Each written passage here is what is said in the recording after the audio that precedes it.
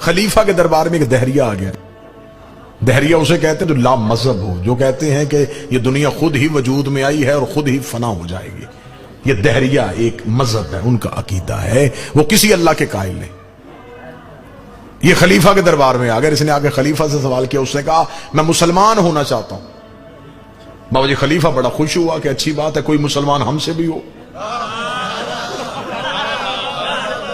اور یہ خود ہی چل کے دربار میں آ گیا ہے، کوئی تلوار بھی نہیں اٹھانی پڑی. انہوں نے کہا ہاں جلدی کر کلمہ پڑھوائیں. اس نے کہا کلمہ بعد میں پڑھوانا، پہلے سوال کا جواب دو. اب حاکم پھر پریشان ہو گیا کہ سوال کا جواب. اس کا دہریہ ہے، کون سا سوال مشکل پوچھے گا. ہاں بھائی سوال کر کے آئے. اس کا تمہارے قرآن میں آیت ہے ان اللہ علی کل شیء قدیر، بے شک تمہارا اللہ ہر شے پہ قادر ہے. انہوں نے کہا بے شک یہ آیت ہے. اس نے کہا پھر سوچ لو یہ آیت ہے. انہوں نے کہا ہے. تمہارا یقین ہے کہ یہ ایسا ہو سکتا ہے؟ انہوں نے کہا بالکل یقین ہے، ہمارا اللہ جو چاہے وہ کر سکتا ہے. اس نے کہا اب میرا سوال سنو، کیا تمہارا اللہ کوئی اور اللہ بھی بنا سکتا ہے؟ نہ اب سر نہ ہلاؤ یار، زبان سے زحمت کرو.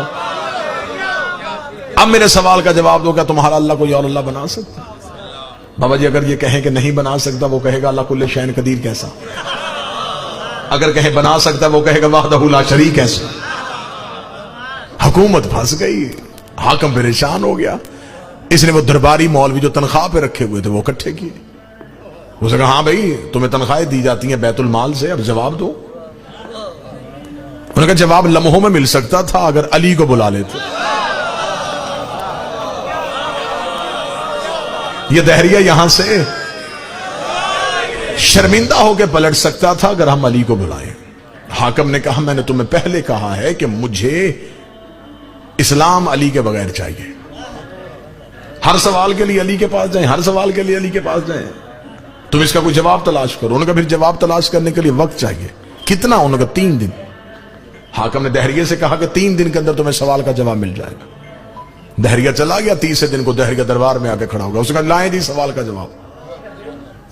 یہ باتیں اور ریکارڈ ہیں، تاریخ کا حصہ ہیں. حاکم نے علماء کو بلایا. علماء کو بلا کے ہاں بھائی اس کے سوال کا جواب دو جس کے لیے 3 دن کی مہلت مانگی تھی. جواب تیار ہے؟ انہوں نے کہا جی بالکل تیار ہے. انہوں نے کہا کیا جواب ہے؟ انہوں نے کہا جواب یہ ہے کہ اس کو قتل کیا جائے گا. اس کا جرم، اس کا توہین مذہب، ہمارے اللہ کی توہین.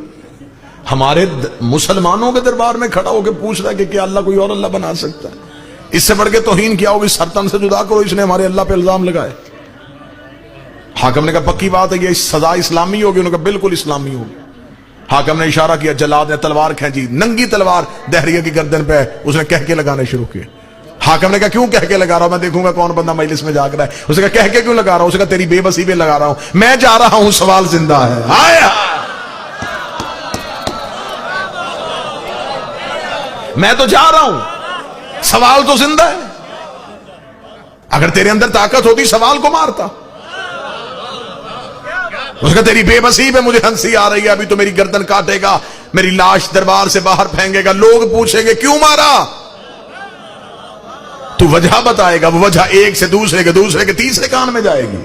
یہ وجہ اتنی پھیل جائے گی کہ میرا سوال ایک دن مذہب بن جائے گا. میں اس مذہب کا بانی ہو جاؤں گا. جب تک سوال کا جواب نہیں دیا جائے گا تب تک میرا نام زندہ رہے گا. حاکم نے کہا فوراً جلا سے تلوار اٹھاؤ. اب مارے تو پھر مرتے، چھوڑے تو پھر مرتے. واللہ با خدا مجھے ممبر کے تقدس قسم دونوں طرف سرکار باب الہوا اس کا علم ہے. یہ باتیں ہسٹری کا حصہ ہیں. درباری علماء سے کہا گیا کسی طریقے سے دہریے کو واپس بھیجو. انہوں نے کہا پھر ایک ہی طریقہ ہے، آیت قرآن سے واپس لے لیتے. ان اللہ علی کل شیء قدیر کی آیت کو قرآن سے واپس لے لیتے اور کہہ دیتے ہیں یہ آیت قرآن کا حصہ ہے.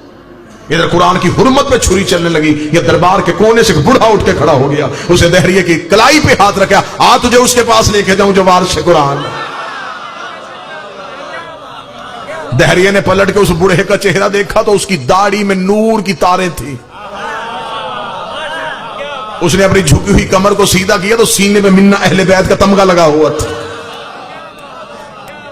آگے آگے سلمان چلا، پیچھے پیچھے دہریہ چلا۔ سلمان اپنی نظروں سے صراط مستقیم کے رستے تعین کرتا ہوا دہلیز امیر المومنین کی جانب بڑھا۔ امیر المومنین کا دروازہ آیا، سلمان نے سر سجدے میں رکھا، اپنی ریش کو علی کی دہلیز کے ساتھ مس کیا۔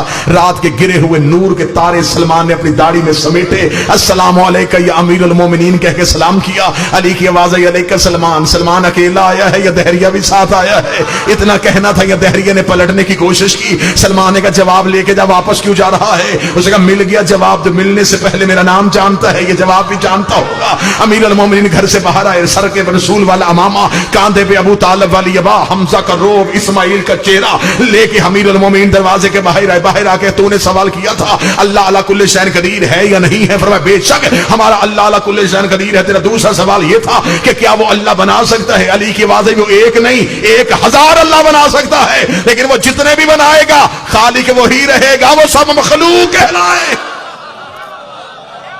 خالق تو وہی رہے گا نا۔